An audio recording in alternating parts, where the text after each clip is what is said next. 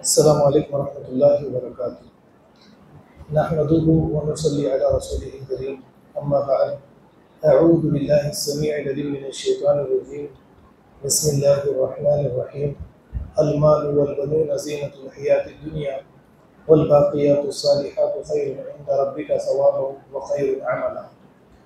मुअज़्ज़ज़ हाज़िरीन मस्जिद, पिछले खुतबे जुमा के मौके पर मैंने आप हज़रात के सामने मटेरियल सिविलाइजेशन और स्पिरिचुअल सिविलाइजेशन यानी मादी तहज़ीब और रूहानी तहज़ीब, इसे मौजू बनाकर कुरान करीम की आयत की रोशनी में कुछ बातें आप हज़रात के सामने पेश करने की कोशिश की थी।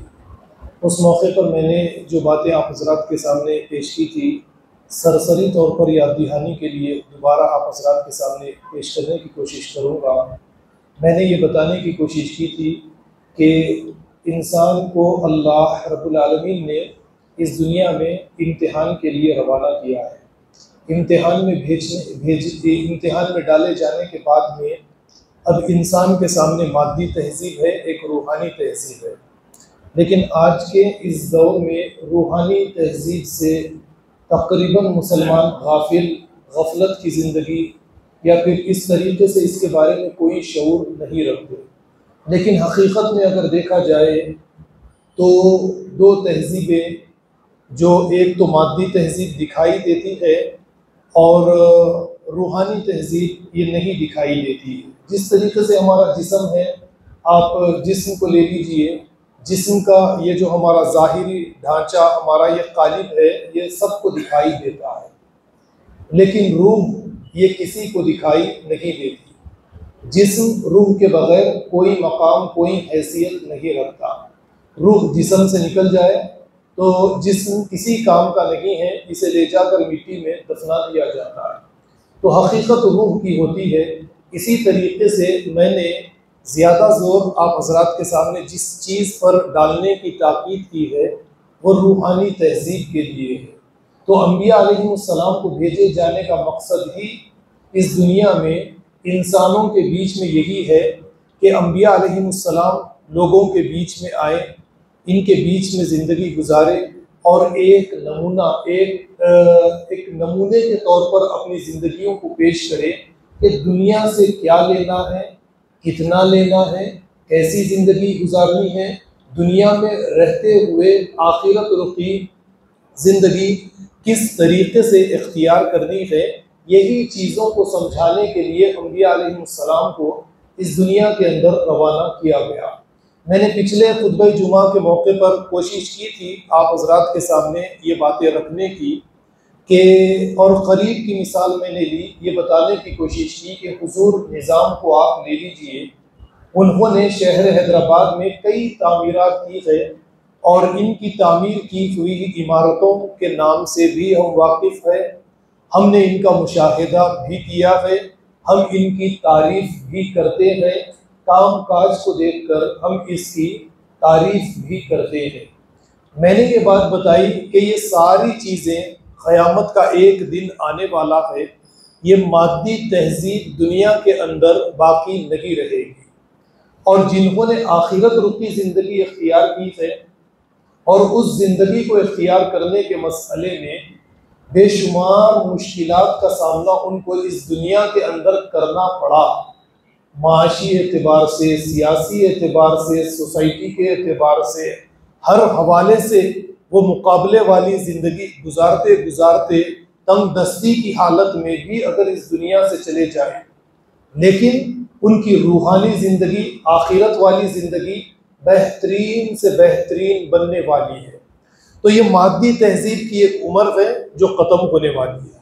जिस तरीके से हमारी एक उम्र है दुनिया की ज़िंदगी की हद तक ये ख़त्म होने वाली है और इसके बाद की जो ज़िंदगी है ये नहीं ख़त्म होने वाली ज़िंदगी का आगाज़ है।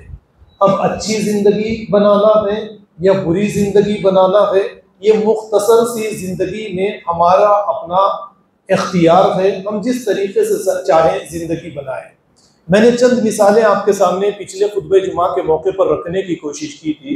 चलिए मज़ीद और मिसालों के ज़रिए, कुरान करीम की आयत के ज़रिए ये बातों को वाज़ह करने की कोशिश करूँगा कि किस तरह की ज़िंदगी इस दुनिया में रहते हुए हमें गुजारनी चाहिए। इस हवाले से मैंने ये मिसाल इससे पहले भी आपके सामने पेश की है, लेकिन दोबारा इस मिसाल को आपके सामने पेश करने के लिए जा रहा हूँ।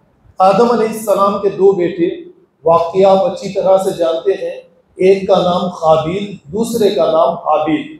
और इस दुनिया का सबसे पहला कत्ल, सबसे पहला एक बड़ा गुनाह इस दुनिया का होने के लिए जा रहा है। और दोनों सगे भाई हैं, और इसके बाद में दोनों के बीच में जब इख्तिलाफ होता है, काबिल अपने छोटे भाई हाबिल को कत्ल करने के लिए अपने हाथ आगे बढ़ाता है। आप गौर कीजिए, उस वक्त में यानी हाबिल जो है, इसके दिल में खुदा को राज़ी करने के लिए जो तूफ़ान इसके अंदर पैदा हुआ, जो ये रब को राज़ी करने के लिए इसने अपने भाई पर ना हाथ उठाया, ना उससे लड़ाई झगड़ा किया, बल्कि साफ ये फरमा दिया, लइन बसत्ता इलैया यदका लितख्तुलनी मा अना बिबासितिन यदी इलैक लिअख्तुलका। ऐ मेरे भाई, ये गुनाह करने के लिए, यानी तू मुझे कत्ल करने के लिए हथियार अपने हाथ में लेकर मेरी तरफ अपने हाथों को आगे बढ़ा रहा है। देख, ये गुनाह का काम हरगिज मत कर। अगर तू मुझे कत्ल कर भी देगा, मैं तुझे कत्ल करने की कोई कोशिश नहीं करूँगा। मैं अपने हाथों को इस अमल से पाक रखूँगा। इन्नी अखाफुल्लाह रब्बुल आलमीन, मैं अल्लाह रब्बुल आलमीन से डरने वाला हूँ। ज़रा गौर कीजिए कि हाबिल कत्ल कर दिया गया, काबिल ने आप छोटे भाई को कत्ल कर दिया। ये कोई मामूली वाक़या नहीं है कि इस वाक़ये को कोई सुने और नज़रअंदाज कर दे। और हाबिल के अंदरून, उसके दिल में खुदा का खौफ जिस तरीके से पैदा हुआ, वक्तिया तौर पर ये चीज़, ये खुदा का खौफ उसके अंदर पैदा हुआ, और उसके बाद में दुनिया इसको भुला दे, ऐसा हरगिज नहीं है। अल्लाह के यहाँ पर ये इतना बड़ा वाक़या हुआ कि सूरे मायदा में अल्लाह रब्बुल आलमीन ने साफ अल्फाज में ये फरमा दिया कि जो कोई इस दुनिया में अन्नहु मन क़तला नफ्सन बिग़ैरि नफ्सिन, कि जिसने किसी इंसान का कत्ल, उसने किसी को कत्ल नहीं किया था, लेकिन नाहक के किसी इंसान का कत्ल कर दिया, गोया कि उसने फ़कअन्नमा क़तलन नासा जमीआ, उसने सारी दुनिया की इंसानियत का कत्ल कर दिया। तो एक इंसान का कत्ल करना, अब कत्ल से मुराद यहाँ पर फिजिकली कत्ल भी आप ले सकते हैं, और फिर इसी तरीके से आप नफ्सियाती कत्ल भी ले सकते हैं कि हम बार बार अपनी ज़ुबान से गलत अल्फाज के ज़रिए, बद अखलाक़ी के ज़रिए सोसाइटी में रिश्तेदारों को, अपने पड़ोसियों को नफ्सियाती एतबार से भी कत्ल करते चले जाते हैं। उनकी नफ्सियात पर हमारे बुरे अल्फाज किस किस्म से असरअंदाज होते हैं, इस पर हम कोई तवज्जो नहीं देते। बस ये समझते हैं कि अल्फाज का रुआब, अल्फाज की बमबारी, अल्फाज के ज़रिए से किसी को कमज़ोर और किसी को ज़लील करना, ये भी नफ्सियाती एतबार से किसी को कत्ल करने के बराबर है। तो अल्लाह ने फरमाया, फ़कअन्नमा क़तलन नासा जमीआ वमन अहयाहा फ़कअन्नमा अहयन नासा जमीआ, और जिसने किसी एक इंसान की जान बचाई, उसने सारी दुनिया के इंसानों की जान बचाई। ये तालीमात है इस्लाम की, ये तालीमात है कुरान की। लेकिन इसके बावजूद हम अपनी शख्सियत का तज्ज़िया करें, मुतालिया करें, हमें पता चलता है कि हम अच्छे काम को हक़ीर समझते हैं, और ये समझते हैं कि ये हमारे लिए कमज़ोरी है। ये यानी लोगों के सामने आजिज़ी इख्तियार करना, नरमी इख्तियार करना, सामने वाले को गलती पर रखते हुए खामोशी इख्तियार करना, सब्र करना, नज़रअंदाज करना, इस चीज़ को हम अपने लिए कमज़ोरी समझते हैं।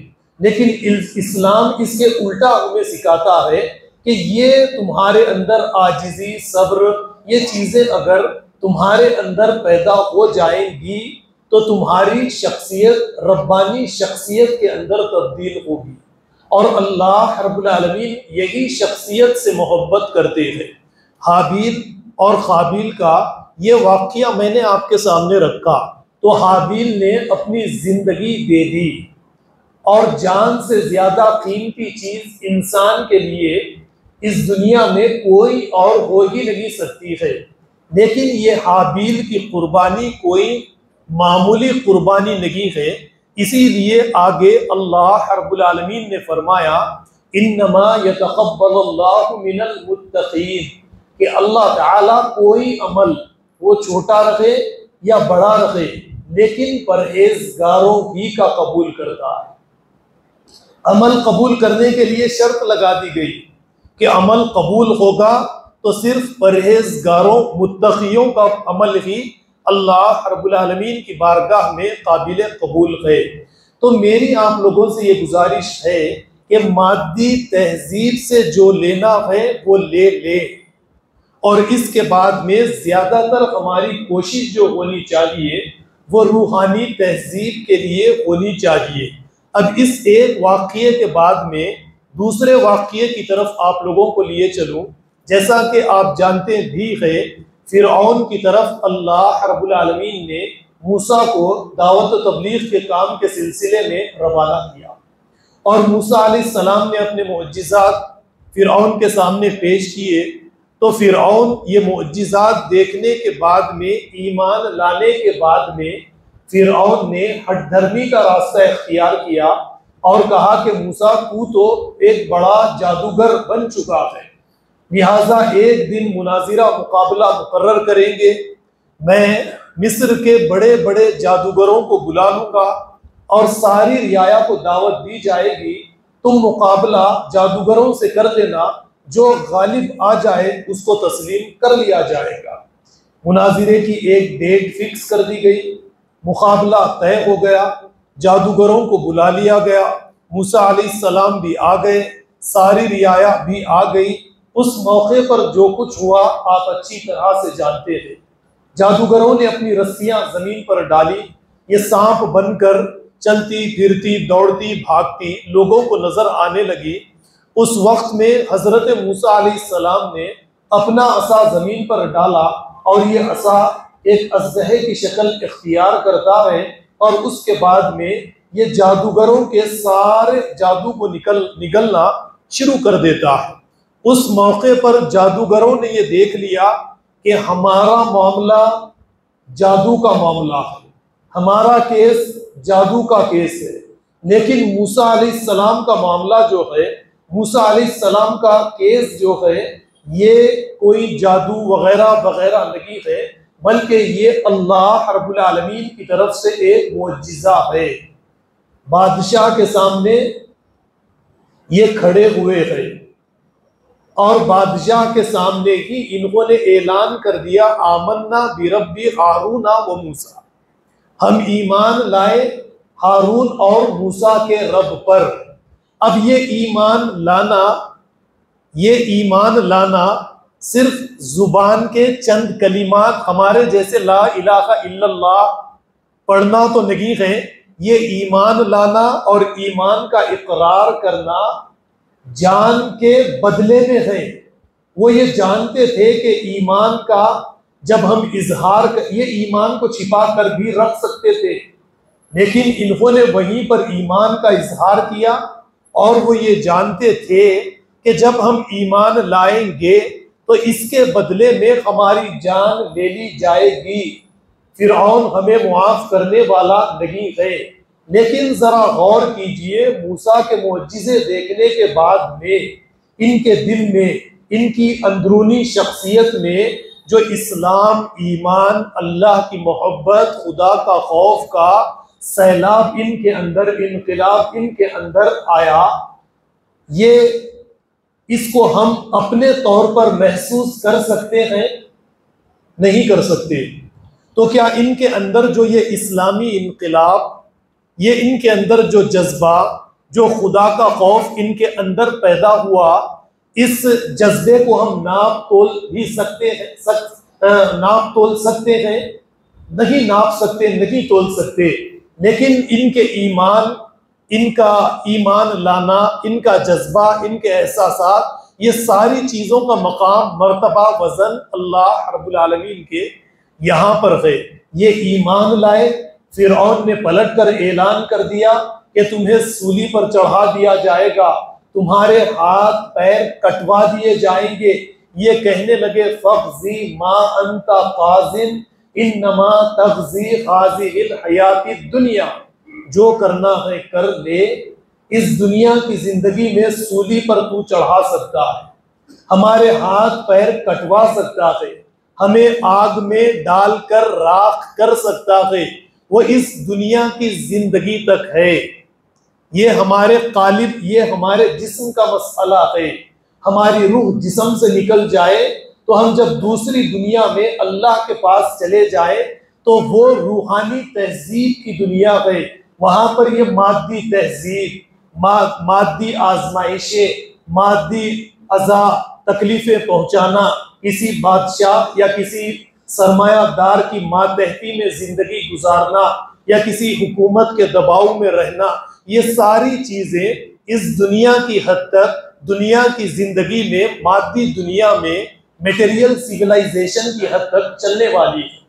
लेकिन रूहानी दुनिया में इसका कोई मकाम नहीं है। हमारा ये ईमान अल्लाह रब्बुल आलमीन के यहाँ पर इस दुनिया की सबसे ज्यादा कीमती शय, कीमती चीज है। तो इन्होंने रूहानी दुनिया के लिए, आखिरत रुकी जिंदगी के लिए, आखिरत को बेहतर बनाने के लिए अगर ये इनकार कर देते मूसा के मोअज्जिज़ात का, तो हो सकता कि फिरौन इनकी दुनिया की जिंदगी को बना देता, संवार देता, इनके लिए महलात तामीर कर देता। जिस तरीके से आज बातिल दुनिया के लिए हम बातिल रास्ता, रिश्वत वाला रास्ता, सूद वाला रास्ता या खुशामद वाला रास्ता या सियासी कायदीन को राजी करने के लिए कौम मिल्लत को फरोख्त करके एक रास्ता हम इख्तियार करते हैं, उस रास्ते को इन्होंने इख्तियार नहीं किया अल्लाह को राजी करने के लिए। इस तरीके का जो रास्ता इख्तियार करता है, यकीनन उसका नाम इस दुनिया से कुछ दिनों के बाद में मिट तो जाएगा, या 10 साल, 15 साल, 2 साल, 5 साल बाद कोई नाम लेने वाला इस दुनिया में उन लोगों का बाकी नहीं रहेगा। या मेरे और आपके जैसे, हमारे जैसे दुनियादार ये कहेंगे कि कुछ देर के लिए ईमान को छिपा लेता, दुनिया की जिंदगी इख्तियार कर लेता, नमाजों के जरिए, तौबा इस्तिग़फ़ार के जरिए रब को बाद में राजी कर लेता, तो ईमान भी बच जाता, जान भी बच जाती, दुनिया भी बच जाती, दुनिया के नुकसान से भी अपने आप को बचा लेता। लेकिन अल्लाह वाले दीनदार अफराद इस तरीके की मुनाफिकत वाली जिंदगी इख्तियार करना नहीं चाहते। वो इस तरीके की दुनिया के लिए नहीं जीते, नहीं मरते, नहीं कुर्बानी देते जिस तरीके की जिंदगी हम गुजारते हैं। तो उन्होंने अपनी जान गवा दी। उनका नाम फिरौन की जिंदगी में, मिस्र के लोगों में हो सकता है कि उस वक्त में हामान के यहाँ, कारून के यहाँ, सामरी के यहाँ, सरमायादारों के यहाँ उनका नाम इस तरीके से लिया जाए कि क्या बेवकूफ थे, अगर अपने ईमान को छिपा लेते तो फिरौन सूली पर इन्हें नहीं चढ़ाता, इनकी जिंदगी बच जाती, ये अपने ईमान को मख्फी रखकर अपनी जिंदगी को तो बचा ले सकते थे। इस तरीके की बातें कहने वाले उस दौर में भी रहे थे, इस दौर में भी मौजूद रहेंगे।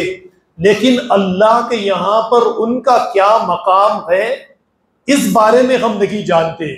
और उनकी दुनिया का आगाज क़यामत के दिन जब ये मादी दुनिया खत्म हो जाएगी, और रूहानी दुनिया वजूद में लाई जाएगी, उनका नाम लेने वाले अशखास, उनका जिक्र करने वाले अशखास, उनकी तारीफ करने वाले अशखास, उनके लिए तामीरात का सिलसिला, उनका ही नाम लेने वाली दुनिया सजाई जाएगी, बनाई जाएगी। उनका नाम कभी खत्म नहीं होगा जिन्होंने अल्लाह के रंग में अपने आप को रंग लिया था।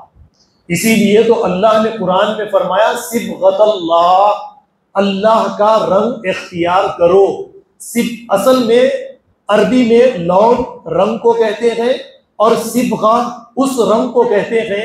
जैसे किसी की कलर की दुकान है देखिए, और कलर को दूसरे कलर का पिंक कलर, ब्लू कलर बनाने के लिए एक खतरा या दो खतरे कलर डालकर उस कलर को, यानी एक रंग उसके अंदर पैदा किया जाता है। तो असल में अरबी में सिबगा किसे कहते हैं कि अल्लाह का रंग इख्तियार करो, अपनी जिंदगियों पर अल्लाह के रंग को गालिब करो। अल्लाह ने जो अल्लाह रब्बुल आलमीन जो चाहते हैं उसी के मुताबिक तुम बन जाओ, बनने की कोशिश करो। असल में इसे कहते हैं सिबगतल्लाह, वमन अहसनु मिनल्लाहि सिबगा। अल्लाह का रंग इख्तियार करो। दुनिया की जिंदगी अनकरीब खत्म होने वाली है, उसके बाद में दूसरी जिंदगी में तुम्हारे लिए ही ऐश व इशरत की जिंदगी होगी। वलकुम फीहा मा तश्तही अंफुसकुम, एक ऐसी जिंदगी जो कुछ तुम इस वहां पर चाहोगे वो सब कुछ तुम्हें वहां पर मिलने वाला है। तो इस किस्म की जिंदगी इख्तियार करने का नाम ही असल जिंदगी है। तो असल जिंदगी के लिए जो जीता है उसके बारे में कुरान कहता है वला तक़ूलू लिमन युक़्तलू फी सबीलिल्लाहि अमवात। अल्लाह की राह में जद्दोजहद करके जिन्होंने अपने माल की कुर्बानी, अपनी जिंदगी की कुर्बानी, अपने वक्त की कुर्बानी दे दी, तुम इन्हें मुर्दा मत कहो, ये जिंदा है। कैसे जिंदा है? इनकी जिंदगियों के बारे में तुम कुछ भी नहीं जानते। वलाकिन ला तशऊरून, तुम्हें इसका शऊर नहीं है। अल्लाह ने इनको जिंदगी दी है। जैसे कुरान करीम देखिए, हमारी जिंदगियों को, दुनिया रुकी हमारी जिंदगी है, इस जिंदगी के बारे में कहता है अवमन काना मैततन, क्या आपने उसको देखा जो मुर्दा है या मुर्दा था। यानी दुनिया रुकी जिंदगी में जो दुनिया रुकी जिंदगी गुजारता है उसको कुरान वो चलता फिरता है, काम काज करता है, उसके बीवी बच्चे खानदान कबीला रिश्तेदार है, इसके बावजूद कहता है मैं तथा वो मुर्दा है। और फिर इसके बाद में जो आखिरत रुकी जिंदगी इख्तियार करता है उसको अल्लाह रब्बुल आलमीन कहते हैं फ़अहयैनाहु, हमने उसे जिंदगी दे दी है। फ़अहयैनाहु, अब वो जिंदा है। और फिर अल्लाह रब्बुल आलमीन ने आगे फरमाया नूरन यमशी बिही फिन्नास, और उसको हमने एक रोशनी दी है। वो देखता है तो अल्लाह की नजर से देखता है, वो किसी चीज को जानता है तो दीन के हवाले से जानता है, वो किसी चीज को बुरी समझता है तो अल्लाह की नजर से बुरी समझता है। फ़अहयैनाहु यमशी बिही नूरन यमशी बिही फिन्नास, एक नूर, एक रोशनी हमने उसे दी है और वो इस रोशनी के जरिए चलता फिरता है। यानी अल्लाह के बताए हुए रास्ते के मुताबिक ही जिंदगी इख्तियार करता है, और इस रास्ते से एक इंच, एक रत्ती बराबर भी हटना शैतान का रास्ता समझता है, और वो ये समझता है कि मैं हिजबुल्लाह के अंदर दाखिल हूँ, एक रत्ती बराबर भी इस रास्ते से हटूं तो हिजबुश शैतान के अंदर दाखिल हो जाऊंगा। व अन्ना हाज़ा सिराती मुस्तकीम फत्तबिऊहु वला तत्तबिउ सुबुल फतफर्रक़ बिकुम अन सबील, ये मेरा सीधा रास्ता है, इस रास्ते की पैरवी करो और दूसरे रास्तों की पैरवी हरगिज मत करो, मत इख्तियार करो। तो रूहानी तहजीब के लिए जिंदगी गुजारना कोई मुश्किल काम भी नहीं है। जब आप रूहानी तहजीब के लिए आखिरत रुखी जिंदगी इस दुनिया के अंदर इख्तियार करेंगे, आप दवा ले डॉक्टर से, बुखार, नज़ला वगैरह वगैरह कम हो रहा है या बढ़ रहा है, ये कैफियत तो आप तो इससे अच्छी तरह से वाकिफ होंगे। दवाई ले, बुखार खत्म हो, बीमारी खत्म हो तो आप समझेंगे ठीक है। अगर बुखार खत्म ना हो तो दवाई और डॉक्टर को आप चेंज कर देंगे। इसी तरीके से नमाजें अदा कर रहे हैं। शख्सियत पर नजर डालना भी हमें चाहिए। और इसके बाद में ला खौफुन अलैहिम वला हुम यहज़नून वाली कैफियत हमारे अंदर पैदा हो रही है। दुनिया, जिंदगी मौत के करीब जा रही है और खौफ और हैबत और डर हमारे दिल से निकलता जा रहा है। दुनिया से दूरी, आखिरत से कुर्बत हो रही है और मौत करीब आ रही है, तो अल्लाह से मुलाकात की मोहब्बत में दिन ब दिन इजाफा हो रहा है। कोई किसी किस्म का मौत का खौफ नहीं है, तो आप समझिए कि आपने अपनी शख्सियत की तामीर का सिलसिला जो जारी व सारी रखा है। आपने जो दवा इख्तियार की है, ये दवा आपके मर्ज के लिए ठीक है। मौत का आखिरी दिन है और खौफ और हुज़न की जिंदगी है, तो आप समझिए कि आपने जो दवा ली है, रास्ता इख्तियार किया है अपने मर्ज का, इसके अंदर कुछ सही दवाई का हमने इस्तेमाल नहीं किया है। तो आखिरत रुखी जिंदगी हमें इख्तियार करनी है।